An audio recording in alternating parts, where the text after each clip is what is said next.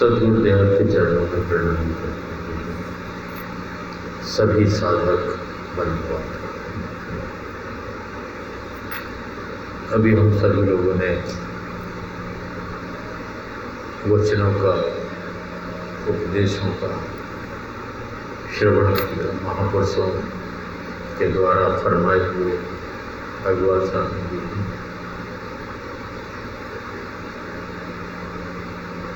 और भजन भी अभी हम सब लोग सुन रहे थे। ब्रह्म है खटकावासी, बड़ा विचित्र है। शब्दों के अंतर्गत ये जो भजन है ये भी अपने एक सत्संगी हैं उनके द्वारा रचित है, लालमणि के द्वारा। लालमणि जी लखनऊ के हैं, उन्होंने है और कई भजन उन्होंने लिखे हैं, उसी में से एक था।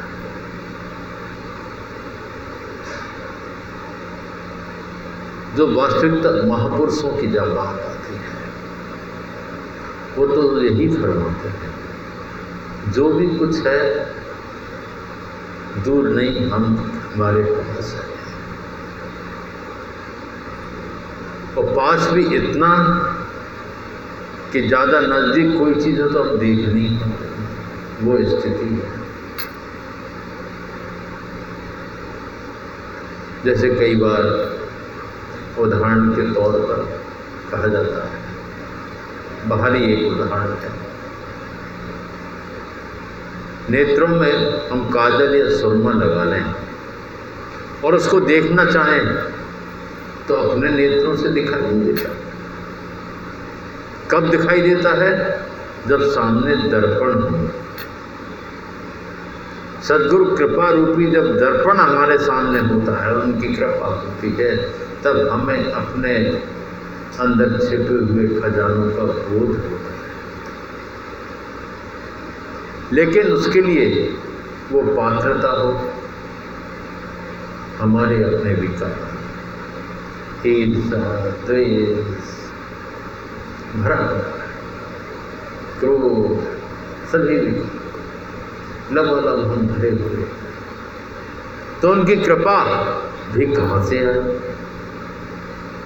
इसकी बुराई, उसकी बुराई, ये ऐसा वो ऐसा, ये दुनिया में चलता ही रहता है।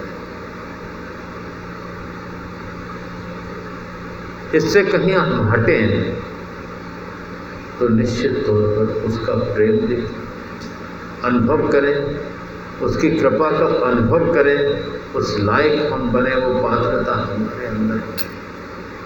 ये रास्ता इन सब विकारों से हट के और बहुत ऊपर है। जब तक हम इसमें फंसे हुए हैं, और साधकों को तो सच्चा विश्वास अपने सद्गुरु के ऊपर रहना चाहिए। ऐसा कौन सा कार्य है जो उनको ना पता हो, जिससे वो अवगत ना हो?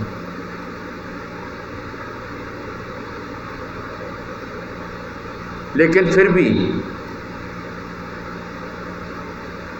हमारी मन की गति बड़ी तीव्र है, मन भ्रमित कर देता है, बुद्धि भ्रमित कर देती है। बाहरी इंद्रियों का जो प्रभाव पड़ता है उससे हम भ्रम में पड़ जाते हैं, क्योंकि वहाँ तक हमारी गति नहीं है, वहाँ तक हमारा सोच नहीं है, वहाँ का चिंतन हमने उस कदर किया ही नहीं है, तो बाहरी चिंतन और बाहरी खोज में ही अटके रहते हैं।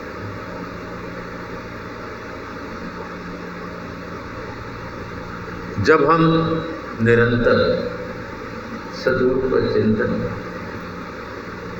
उनकी कृपा के लिए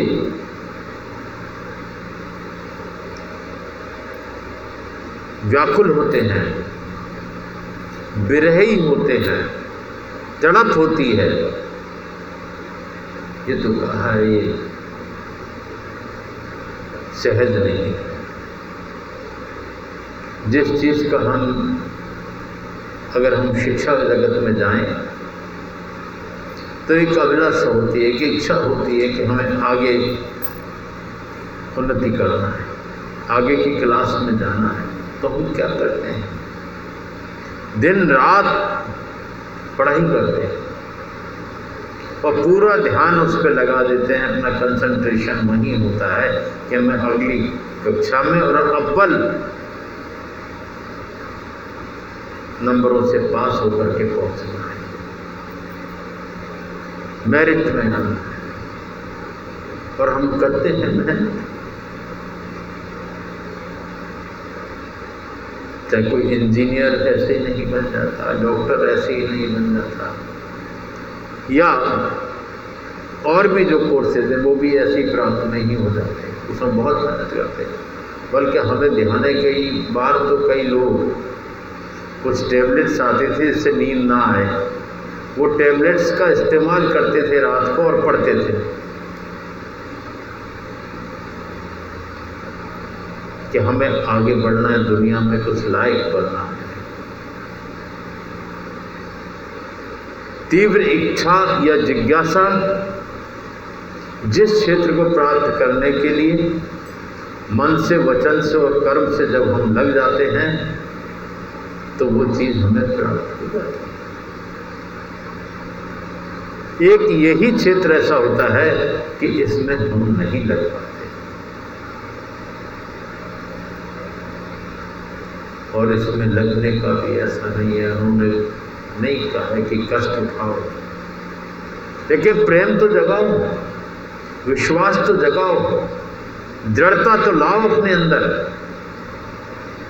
गुरु के प्रति, गुरु वाक्य के प्रति। वो किस मौज में क्या करते हैं अपने को नहीं पता होता, अपनी मौज उसमें जोड़ देते हैं और भटक जाते हैं कि नहीं ऐसा नहीं, वैसा नहीं, कैसा नहीं, कैसा, जोड़ करके माथे भटक जाते। कई उदाहरण ऐसे रहे जो जीवंत रहे, जो मालिकता कई बार सुनाए जाते हैं, वही कभी सुनते सुनते कुछ आ गए हैं। कि एक शिष्य कई बार सुनाए भी है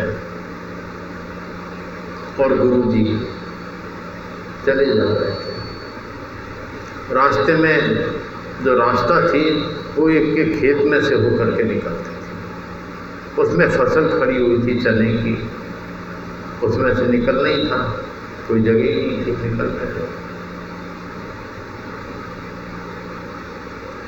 इतने में जो उसकी रखवाली कर रही थी एक बुढ़िया, वो चिल्लाई और उसके पास जो भाषा संचित थी, जो शब्द संचित थे, उनका प्रयोग करना शुरू कर दिया,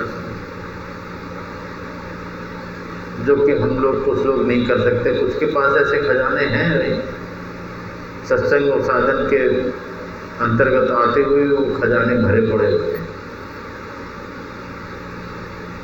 तो गुरु जी ने जब वो सुना तो अपने शिष्य से कहा, लगा एक चांटा लगा इसमें जाकर।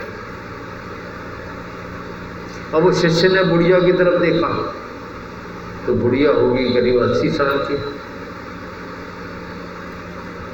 अब शिष्य जो है बहस करने लगे, तर्क करने लगे गुरु जी से, अरे महाराज क्या कह रहे हो, आज्ञा पालन गई, गुरुमुखता गया, समर्पण गया, विश्वास गया, इन चीजों से ये पता लगता है। अरे आप क्या कह रहे हैं, उसको अगर मैं एक चांटा मारूंगा वो मर जाएगी, मैं युवा हूं और वो बुढ़िया है। गुरु जी ने कई बार कहा जाके लगा एक चांटा लगा एक चांटा लगा, पर वो बहस करता रहा, उसमें समय व्यतीत हो गया। इतने में उस बुढ़िया को एक झटका आया और वो खत्म हो गया।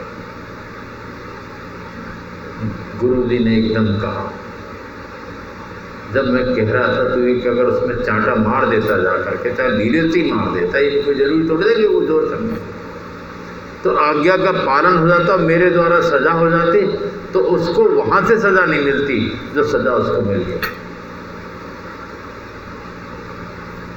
ऐसी बातों को, छोटी छोटी बातें होती हैं, हम नहीं सोच पाते। लेकिन इस मार्ग में छोटी छोटी बातों से अपना समर्पण, अपना विश्वास, अपना दिनचर्या, अपने कर्म, वो सब कुछ वो अनुभव में दिलाते हैं। ऐसे कई उदाहरण हैं। एक वो आम का भी कई बार संबंध है कि गुरुजी और 50 शिष्य उनके निकल रहे थे, तो काफी सफर हुआ तो भूख सी लगी गुरुजी को, तो एक आम का पेड़ लगा था, उसमें पके आम लगे थे। गुरुजी ने सोचा एक आम खा ही लेते हैं, एक आम तोड़ा और खाने लगे। फिर क्या था, गुरुजी थोड़ा आगे चले, वो 50 के 50 शिष्य पेड़ पे टूट पड़े और सारे आम उसके खा डाले। गुरुजी ने पीछे मुड़ के देखा कि सब आम खाने में लगे। गुरुजी आगे चले, आगे जाकर के कोई फंक्शन था, उसमें तेल जो है कड़ाव में उबल रहा था, उसमें पूड़ियाँ जो भी कुछ निकलना होगा। गुरुजी वहाँ खड़े हुए और उबलते तेल में ऐसे हाथ डाला और 2 चुल्लू तेल पी गए। अब एक तरफ जाकर के खड़े हो गए। अब शिष्यगण जो है एक दूसरे का मुंह देखने लगे। गुरुजी ने कहा, अरे भाई पियो पियो पियो पियो, यहाँ क्यों रुक गए? वहां अगर एक काम हमने खा लिया तो तुम सबने उसका पेड़ उजाड़ दिया, यहाँ क्यों पीछे रह रहे हो? अब सबको पछतावा, अरे गलती हो गई महाराज, गलती हो गई। किसी की हिम्मत नहीं। तब कहा है, गुरु जो करें वो कभी ना करें, गुरु जो कहें तुरंत करें। दोनों में बड़ा अंतर है। महापुरुष किस लीला में, किस धुन में होते हैं, वहां तक हमारी पहुंच नहीं होती। क्या करते हैं वो हमारी पहुंच से परे है। साधक को कैसा होना चाहिए, तर्क में कुतर्क है और उससे हानि ही संभव होती है। एक विश्वास में धैर्यता, सब्र होना चाहिए, तो निश्चित तौर पर उनकी कृपा का लाभ हमको मिलता रहेगा। आज के समय सारा विश्व एक संकट से गुजर रहा है, तो हमें भी प्रशासनिक तौर पर जो व्यवस्थाएं हैं उनका ध्यान रखने की आवश्यकता है, क्योंकि मालूम है उन लोगों को कि ये कैसे फैलता है कोरोना वायरस, और उसके तहत वो आगाह कराते हैं। लेकिन हम लोग कितना पालन कर पाते हैं ये पता नहीं, फिर भी जितना पालन करेंगे उतना बचाव होगा और जल्दी से जल्दी इस पर निजात हम पाएंगे। बाकी है तो सब उसकी मौज, किया मनुष्य का धरा है, लेकिन मर्जी उसी की होगी। तो अपने को अपना बचाव करना, बाकी मालिक जाने की कब जाएगा कब आएगा, इससे क्या लेना देना। उस पर सच्चा विश्वास रखें, सद्गुरु पे सच्चा विश्वास कायम रहे, क्योंकि प्रेम सच्चाई के साथ जब होता है तो निश्चित है उसके ऊपर उसकी कृपा होती है। प्रेम न बाड़ी उपजे, प्रेम न हाट बिकाए, राजा बिरजा जहे रुचे, शीश दे लेता है। अगर जब तक अहंकार है तब तक प्रेम पैदा ही नहीं होगा। प्रेम एक सहज अवस्था है, प्रेम एक उदारता का संबंध है।